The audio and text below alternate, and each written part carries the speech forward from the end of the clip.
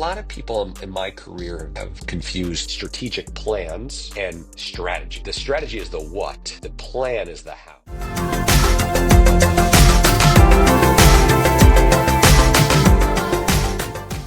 This video is proudly sponsored by Chapman University's Archibald College of Business and Economics, located in beautiful sunny Southern California. Are you thinking about pursuing a master's in accounting? Chapman's MSA program is tailored for ambitious professionals like you. With intimate class size and a collaborative atmosphere, you will receive personalized attention from world-class faculty who bring extensive industry expertise to the classroom. Enhance your accounting skills, fulfill CPA license requirements, and elevate your career with Chapman's flexible MSA program. Discover more and apply today at chapman.edu/MSA. Wow, you mentioned multiple times about leading people.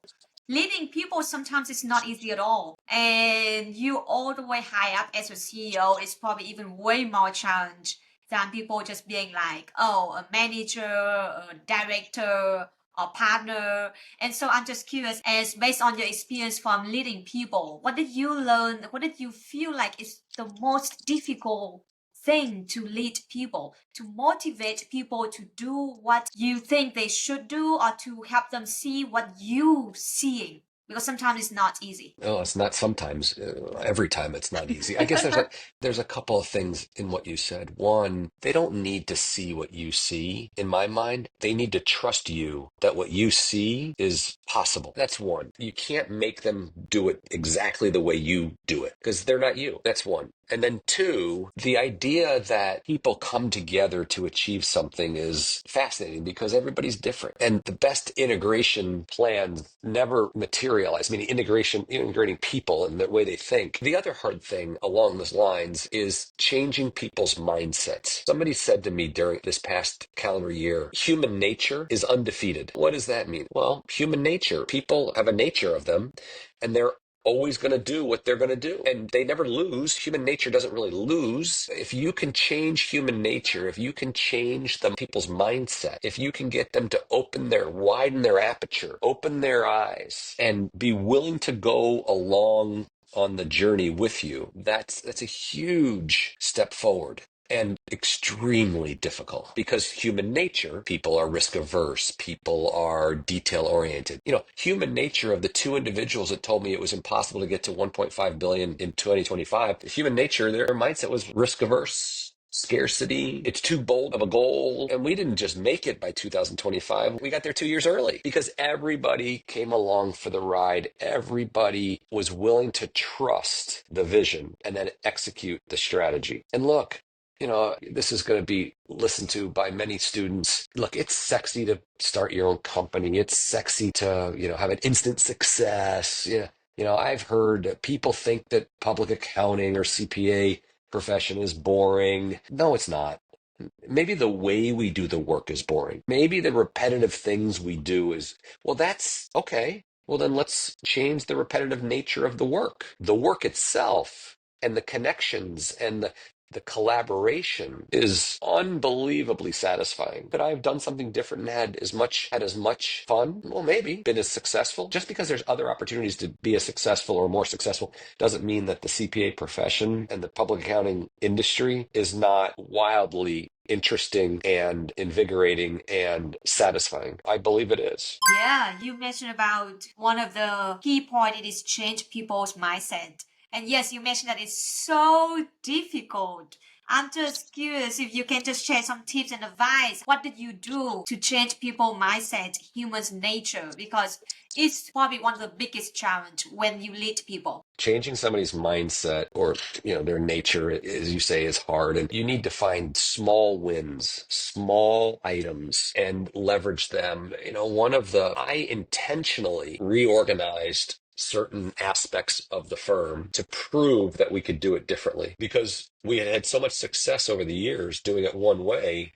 And I knew that we couldn't continue to do it that way. And I was asking people to change 20 years of performance or 20 years of activity, and I was asking them to trust me. And it's hard initially. And when they see little rays of hope or little rays of success or examples of how under this new model, things are the same or better, little by little, you chip away at the resistance and you start building equity in people changing. And so I mean, there are many different small little wins that I would try to find or I would try to fabricate, not illegal or not that I was swindling anybody, but I fabricated situations by making investments in monetary investments to prove that a new way is possible.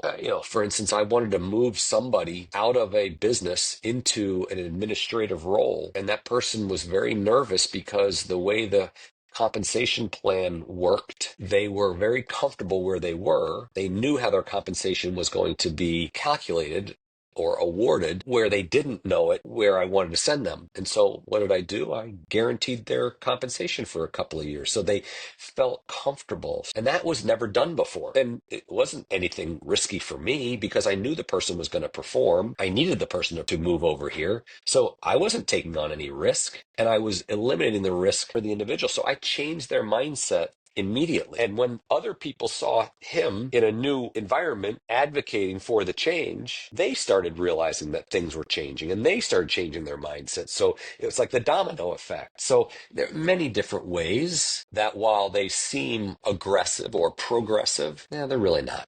I really like that method. You start from small and Yeah, then go bigger and bigger and bigger. And also yeah, you set example as well, like this individual was successful and so it means that other people would be the same. So that's you building trust in people. I really like how you do it. You trust your vision and people follow your lead.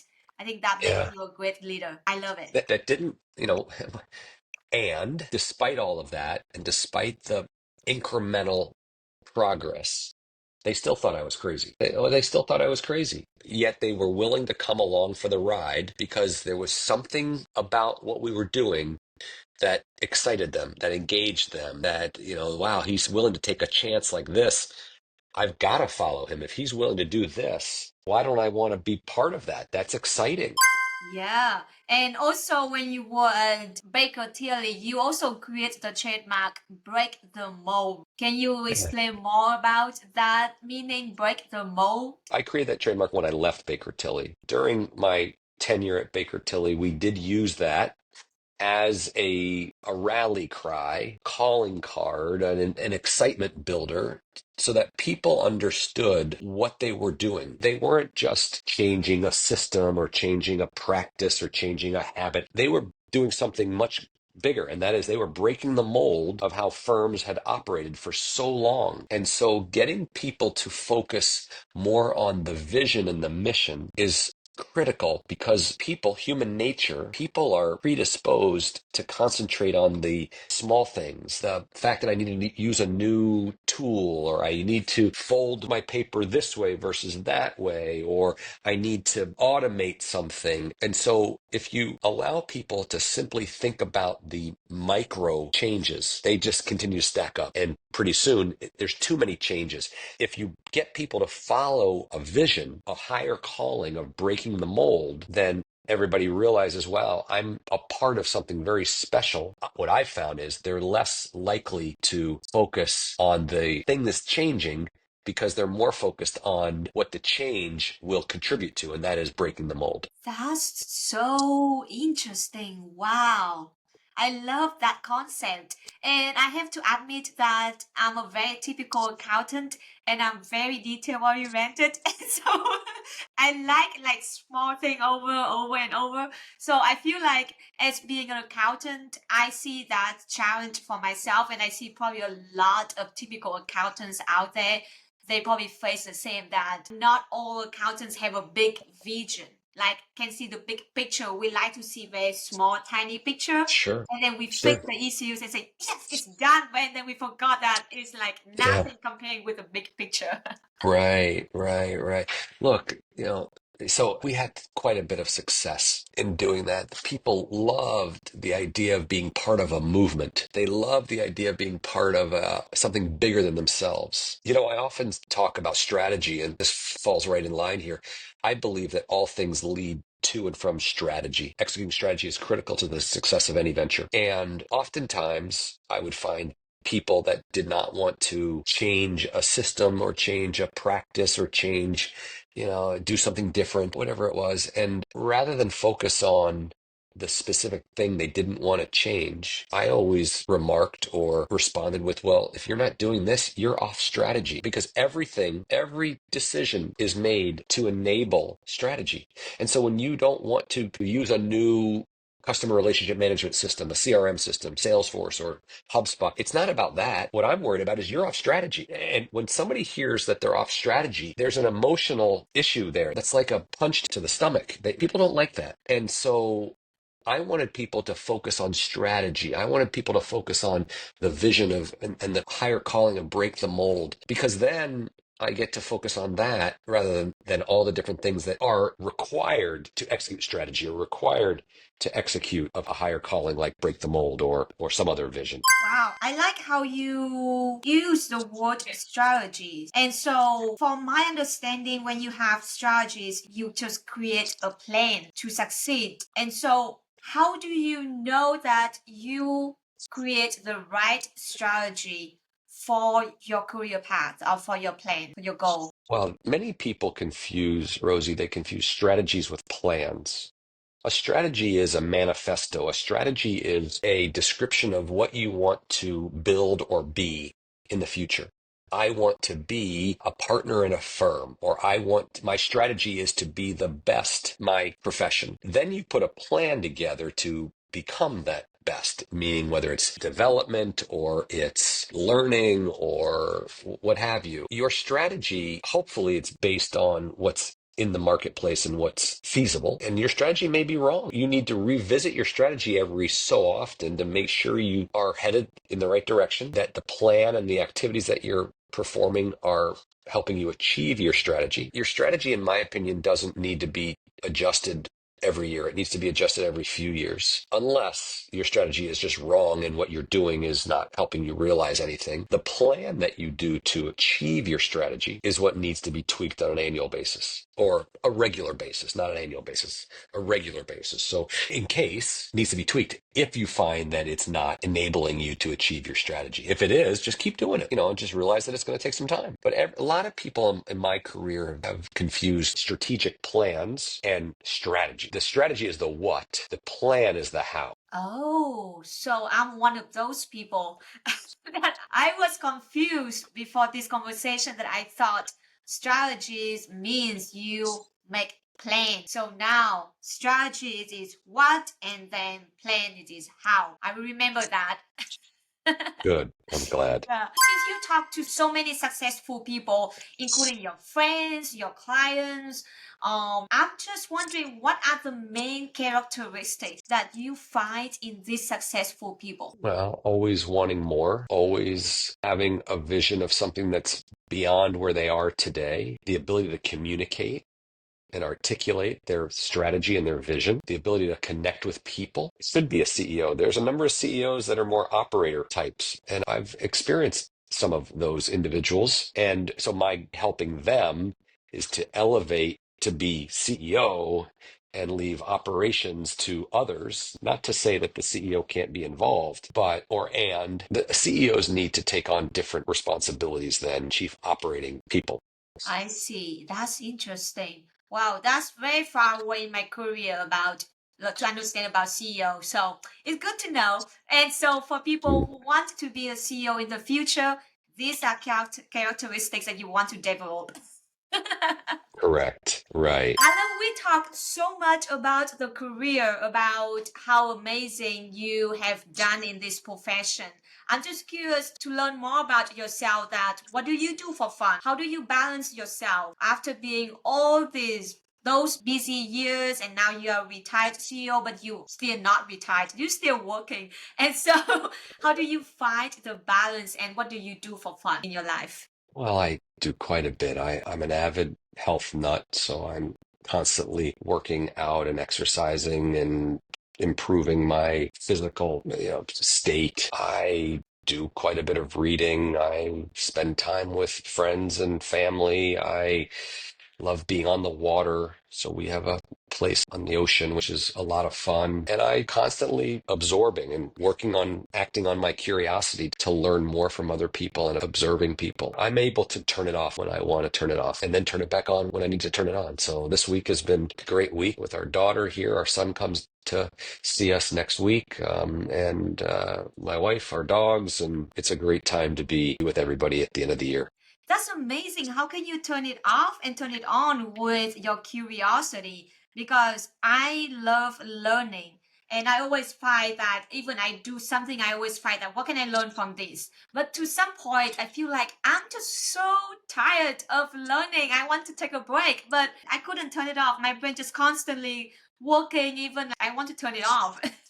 Yeah, well, look, I mean, when I say I turn it off, there's all degrees, right? You can turn it into background noise. Look, nobody ever turns it off. I don't, I mean, very seldom do you turn it off for extended periods of time, maybe a day. Look, you like doing what you're doing. And, sometimes you say you can't turn it off. I think subconsciously you probably don't want to turn it off, and that's okay. It's all balance and finding the balance where it's not too high, not too low, just continue to move things forward and talk about work-life balance and work-life integration. Look, work is important and the professional side of your life is important and everybody should be okay with that. So, when I say turn it off, I don't know if I really turn it off. I may turn my mind into cruise control versus, heavy speed. Yeah, absolutely agree with you about that. So before we end this podcast, I would love to see if you have any last tips and advice to young professions who could love to advance in this profession, in this career. Yeah. Rosie, the most important two things. One, be curious, as we talked about. And then second is be intentional. Just be intentional about what you're doing. I remember, it's just an analogy. I remember in today's day, everything is virtual by and large. And so in order to learn, in order to develop, you need to be intentional. You need to intentionally reach out to people. You need to be intentional about reading or intentional about collaborating because people aren't in the same office every day or the same building every day. So you need to be intentional. I was thinking about when I started in public accounting, I was in Oak Brook, Illinois, for working for Price Waterhouse, right next to where McDonald's had its headquarters. We used to go to the McDonald's commissary every day for lunch and much more healthy than going to get a Big Mac. Anyway, I always wanted to be viewed as somebody that was going to work hard. And I always wanted to be viewed as somebody that was willing to do what it took to progress and to advance. And I remember I used to every day at 4:30 or 5 o'clock, 4 o'clock, something around then, I would walk the office and stop in all the managers and partners' offices and ask them if there was something they needed me to do for them. Do they need me to research something? Do they need me to file something? Do they need me to do an analysis? Do they need me to read something for them? I did it every day. Now, some people would say, well, you were showing off or you were trying to be seen as a, goody two shoes. Maybe I was. At the same time, I was also seeking out projects and work. I'm sure in one way or another helped me develop. And so I don't know how you go around to people in today's day to ask them if they have things to do, the people that you work for or with, because it's all virtual. And that was 1987. So that was however many, 30 years ago. The point of it is I was being intentional. I was taking matters into my own hands rather than waiting for it to happen. And so that's my last minute comment to you and to your listeners is be intentional with what you're looking to do and be intentional with how you're doing it. I really like it. I would like to add one more thing about being intentional because you mentioned about in the virtual environment right now. So I never work in a remote position before my current job. Before that, I always like to walk around and I like to talk to people and Yeah. then ask and introduce myself. Like my first week on any new job, I literally just walk around and introduce myself instead of Yeah. waiting them to come and introduce themselves to me.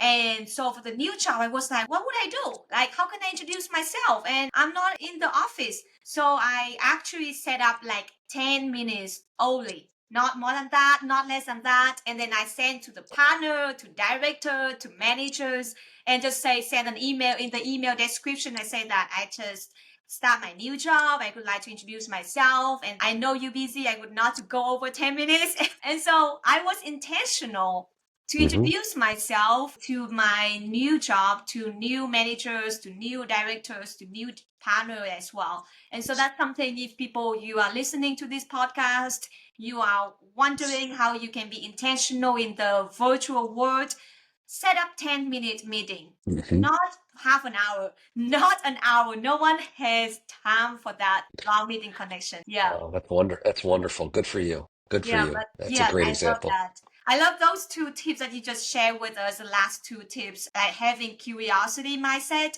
and also be intentional. That's amazing.